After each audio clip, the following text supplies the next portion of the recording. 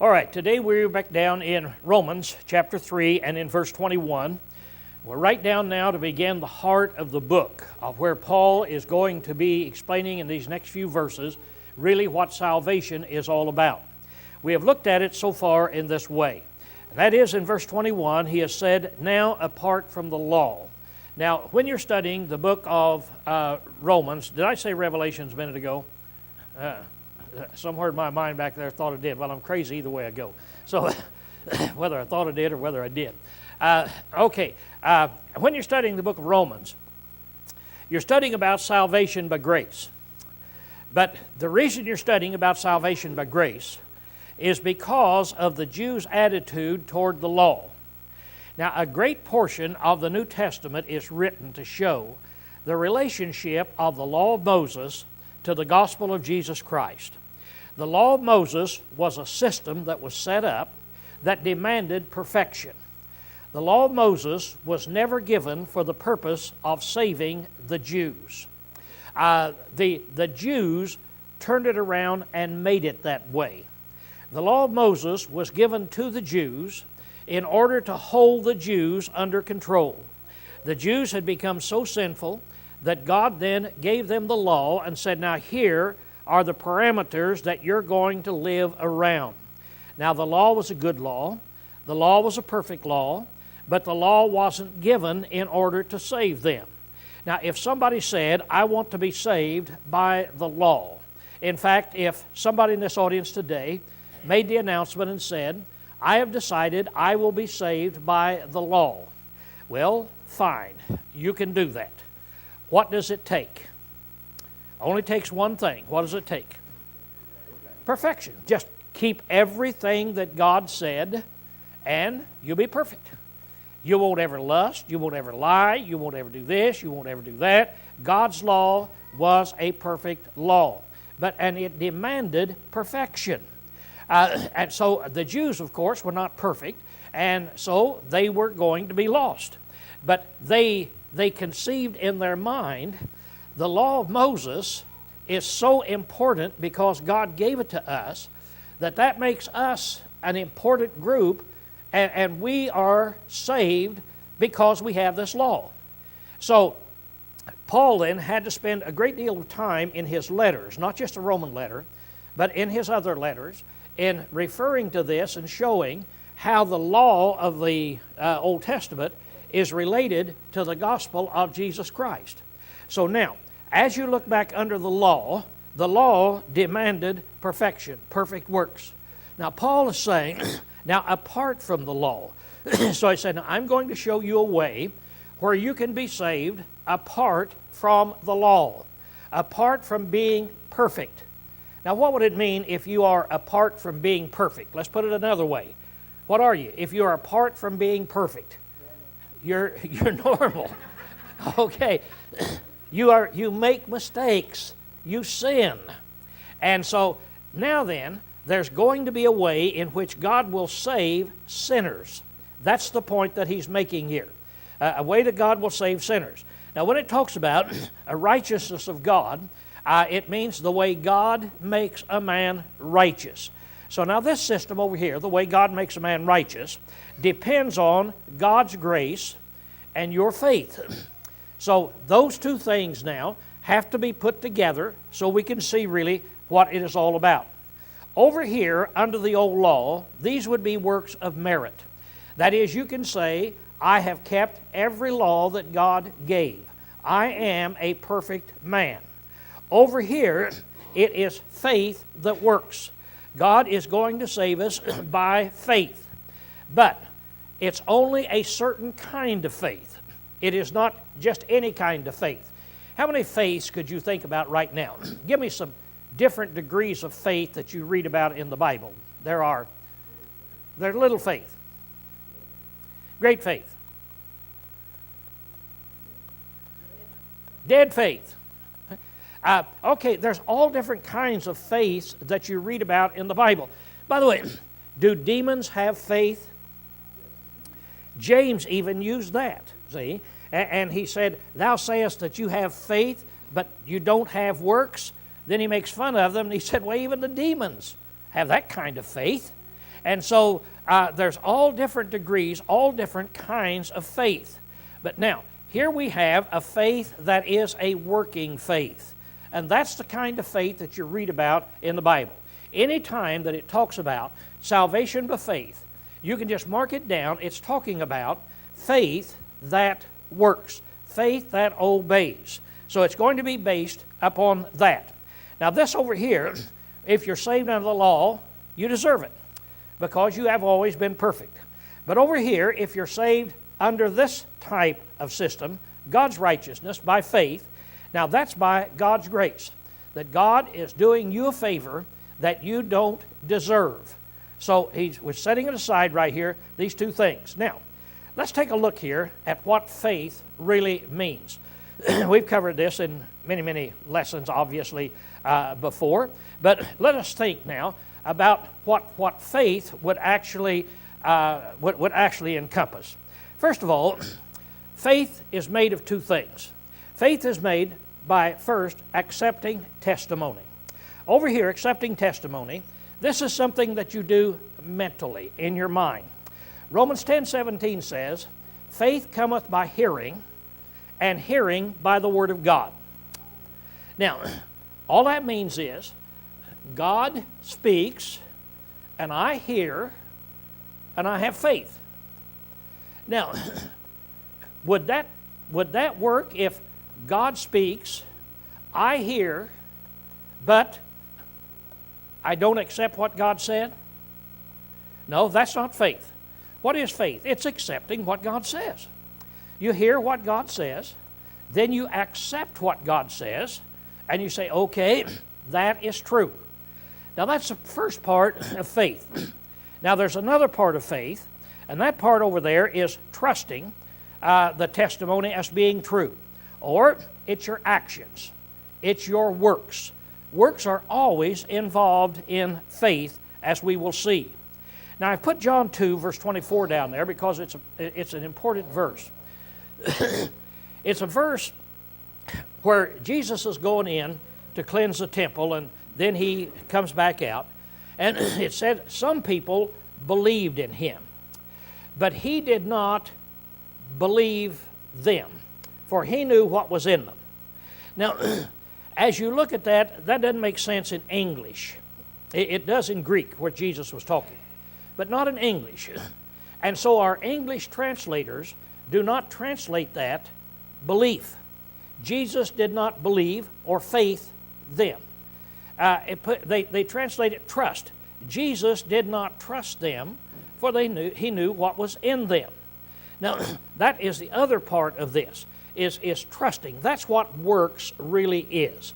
Works is where you actually trust what the individual says. So what faith is that you accept what is said, and you put your trust in what he has said. Now, we've illustrated that by many, many ways in here. I brought in a lot of crazy things and put you to the test and so forth. But the works is how you test the faith. Now, if I were trying to think of something here to put you to a test today, I looked in my drawer this morning and I had a rock from Caesarea Philippi, but I've already tried that on you. I saw then I had that rock, that the dinosaur had swallowed, and so I've already tried that on you. That's in there. And I said, what can I try? Well, there wasn't anything I could try in there.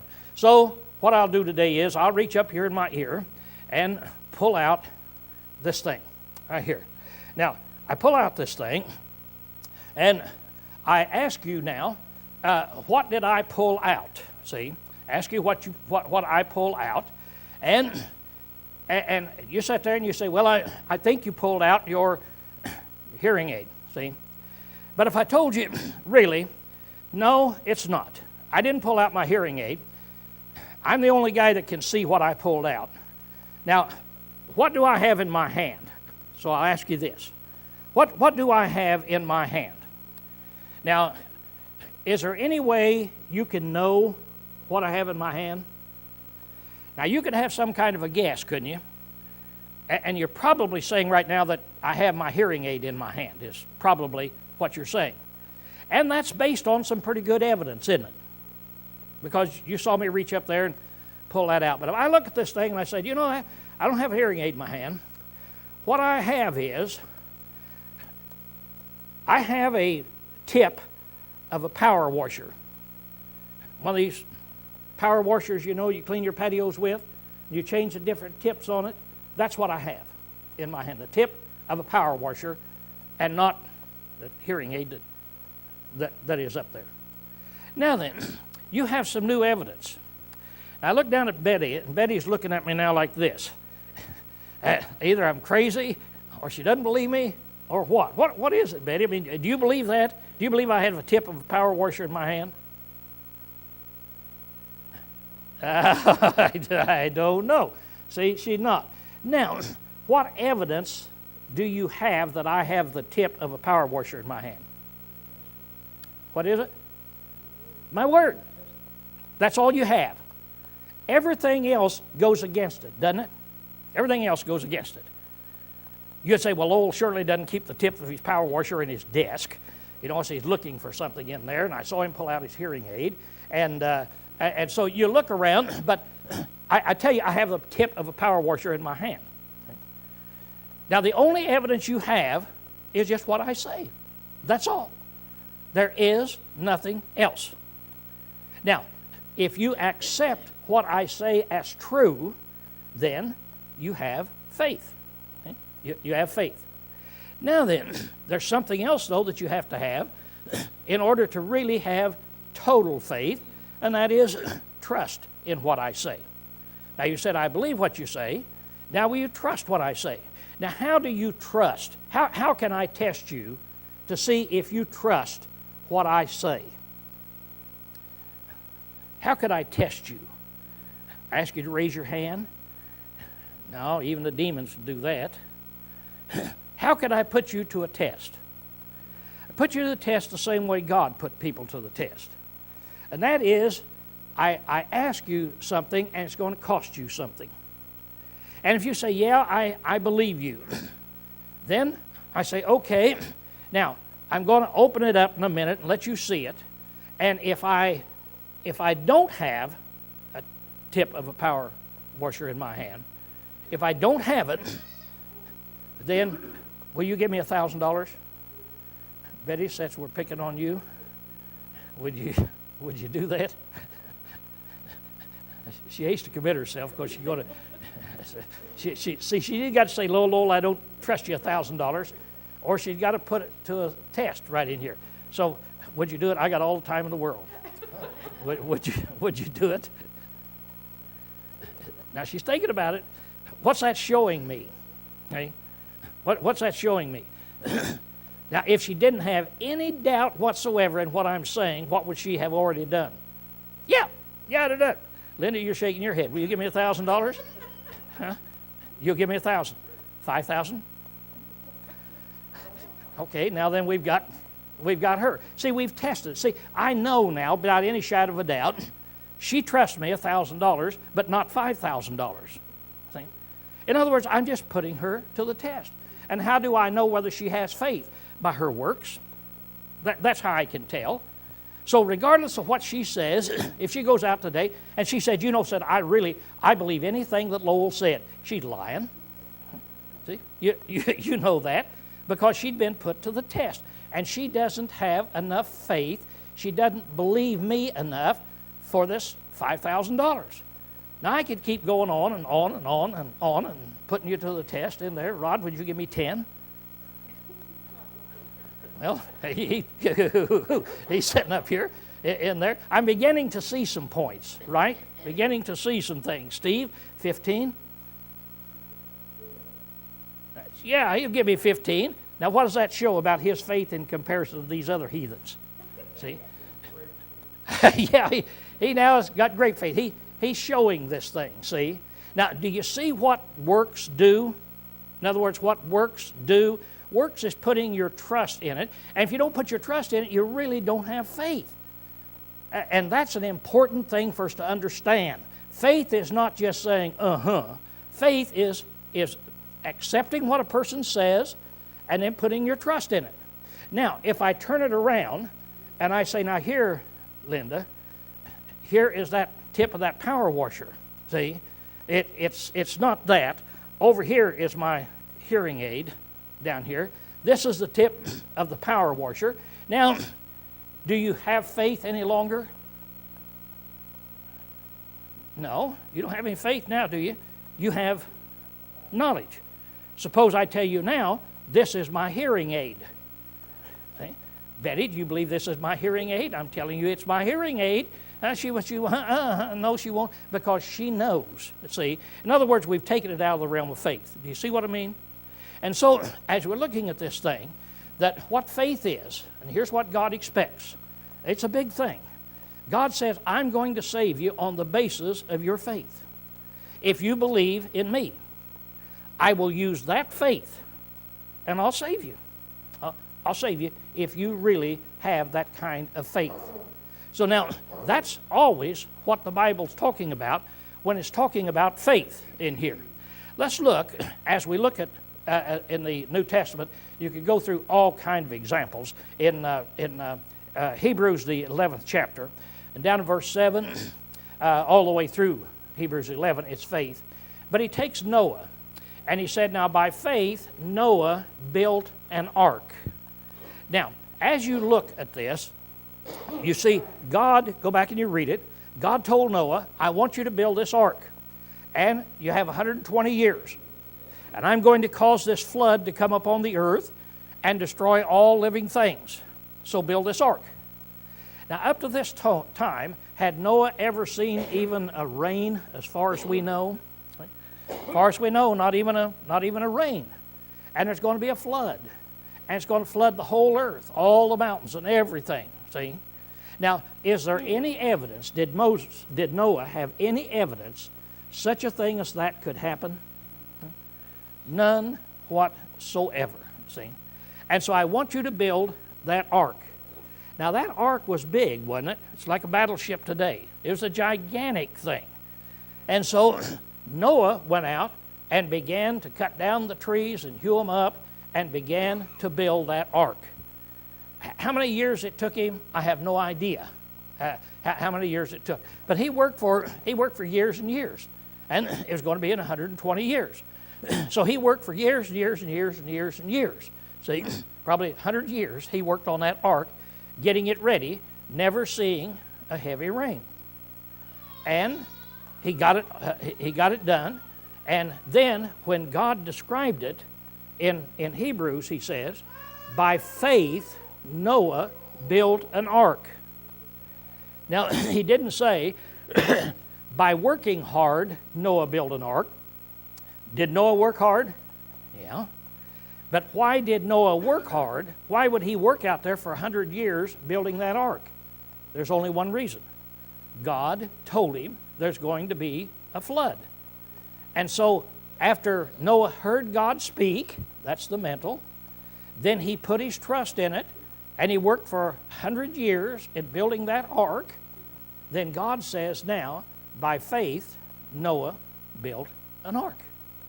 Now, when you look at it, the more you look at it, the more you see, wow, that is a big thing that's in there. Let's take Abraham. In Abraham's chapter, again, in Hebrews chapter 11, verse 8, by faith, Abraham, when he was called, left the Ur of the Chaldees and came out into a land that God promised him. Now, you think about that.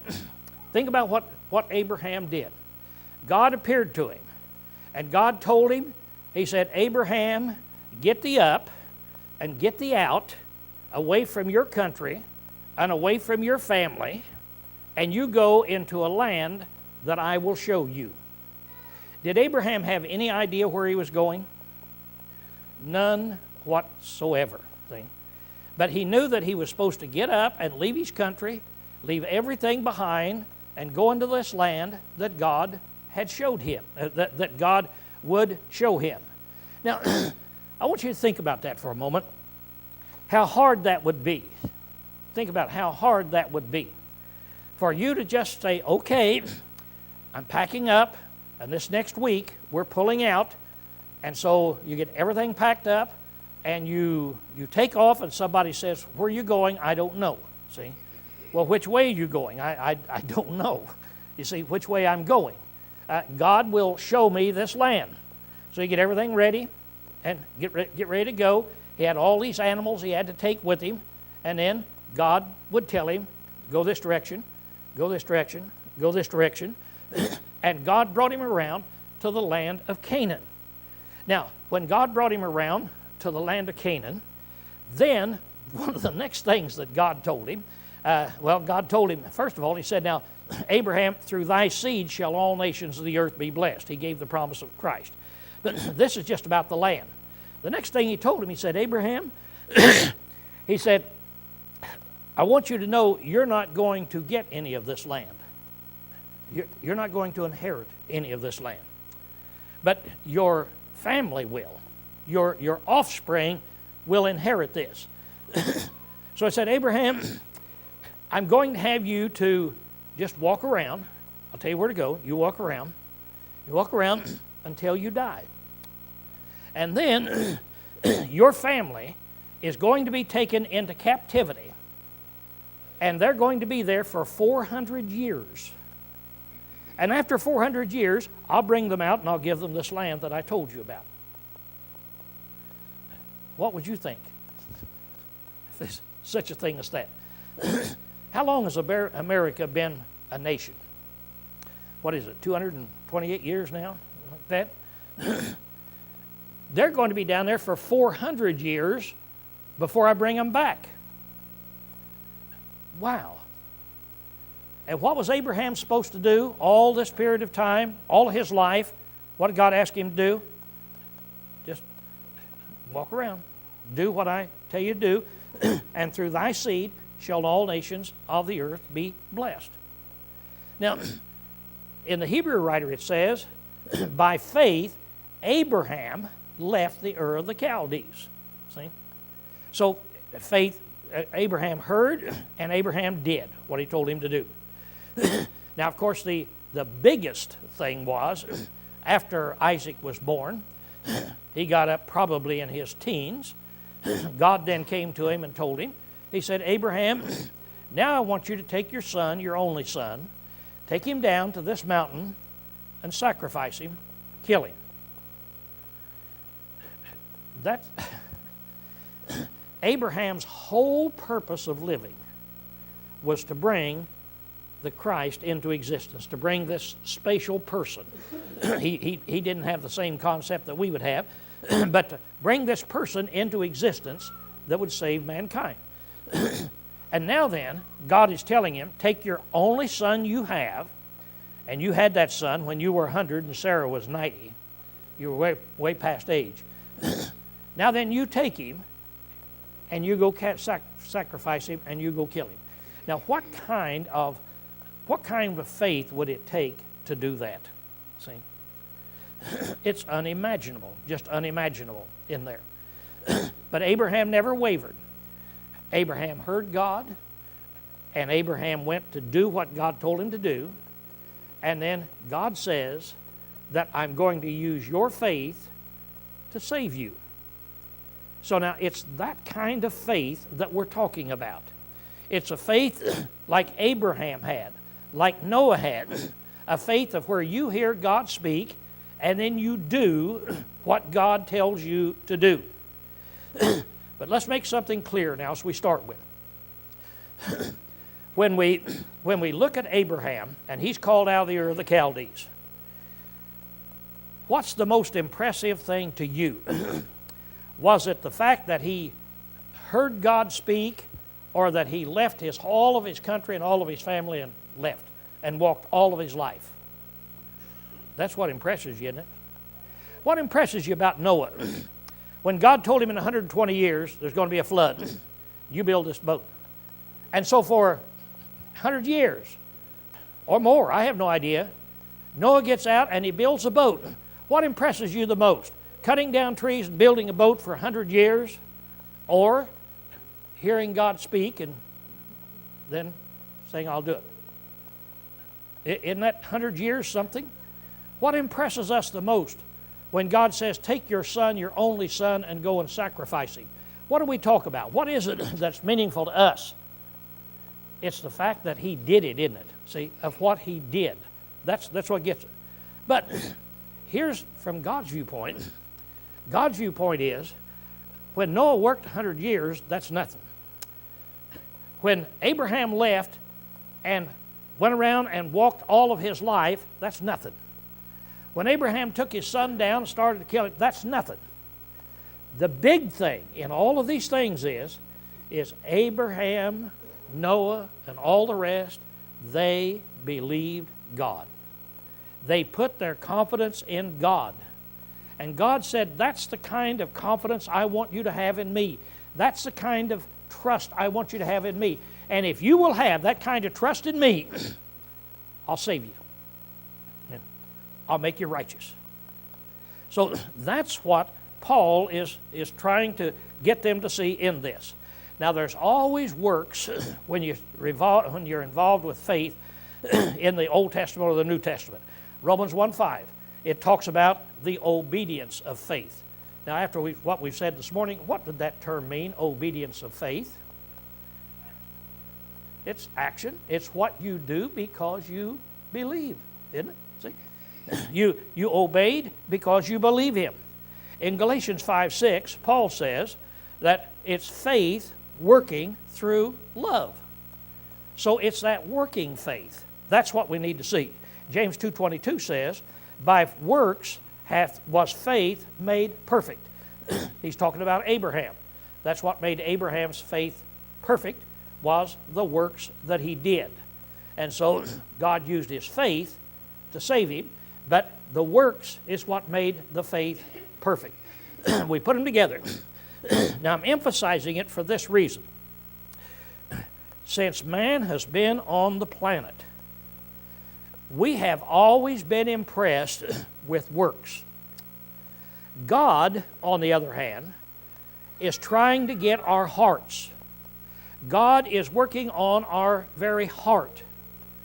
Will I believe in my God so much that I will give my family, I'll give my living, I'll give my life.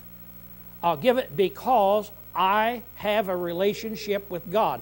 I believe him that much. That's what God is looking for, is that faith. Man has always looked at works. We've got to do this, got to do that, got to do this, got to do that. When you look at in the pagan religions where they concocted their own gods, they made up their own gods. They had millions of them. So they made up their gods. Then what kind of system did they concoct to make sure they were okay with their gods? It was all a basis of works, wasn't it? That I will, well, let's take the Muslims today. What do you do 5 times a day to keep in harmony with your God? See, you pray 5 times a day. It's all written down. You say the same thing, but you pray 5 times a day. In all of the pagan religions, they did certain things. Do. And so man gets off balance on this. It's so hard for mankind to stay on balance because we're kind of on that balance, and it's faith and works. And we can get off balance, and we get off balance with works and put too much over here on works. And then we say, okay, no, that's not how God saves you. He saves you by faith. Then we get off balance, and then we do away with works. And then we say we're saved by faith only, or by just believing in God, accepting him as your personal Savior. Man has had a problem with this all through the history of man. And today, it's just as bad as it ever was. That's what this section is all about, is trying to get it straightened out so that we can see that we're saved by faith, but it's a certain kind of faith. It is a faith that puts your absolute trust in what God says. Now, he goes ahead and he says then, it's even the righteousness of God through faith in Jesus Christ unto them that believe. From here on, I hope that when we see the word faith or the word belief, that we'll have an appreciation for it in saying it just means an absolute, total trust in what God says. If God says it, I believe it, and I will put my life at stake. That's what he's talking about when he says this salvation over here, God said, I'll save you through faith in Jesus Christ. Then he comes back to that thing we've talked about so much. For all have sinned and fall short of the glory of God. Which once again is saying, no man can do it by your perfect works. Everybody has fallen by the wayside by your perfect works. Nobody. Everybody has sinned. And so the only salvation we have is the salvation that God said, I will provide for you based upon faith. Now, as we start out, we're going to look down through here, and the next few verses are going to have a lot of terms in there that we need to define. First of all, being justified freely. Both of those words need to be defined. What does justify really mean? And what does freely really mean? By His grace, we need to know what that actually means. Through the redemption, what does redemption mean? That is in Christ Jesus, whom God set forth to be a propitiation. So what does that word mean? How does it relate to Christ there? So He made a propitiation through faith in His blood to show His righteousness. Now this is kind of interesting. This is God's righteousness. God's system of salvation by faith is set forth to show His righteousness. Now, God is going to make us righteous by our faith, but God is going to do something else to show His righteousness. Now, keep it clear. It doesn't say He's going to do this to make Himself righteous, because He is righteous.